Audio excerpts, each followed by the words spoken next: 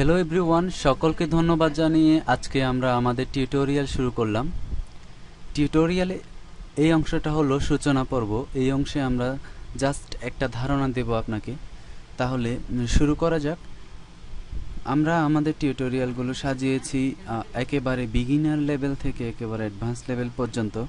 আমরা টিউটোরিয়ালের প্রথম অংশে বলবো হচ্ছে ইন্ট্রোডাকশন, কিভাবে একটি তারপর আমরা যাব কিভাবে পিএইচপি কোড লেখা যায়, কিভাবে কমেন্ট দেওয়া যায়, তারপরে কিভাবে ভেরিয়েবল লেখা যায়, এবং আস্তে আস্তে আমরা অ্যাডভান্স লেভেলের দিকে চলে যাব।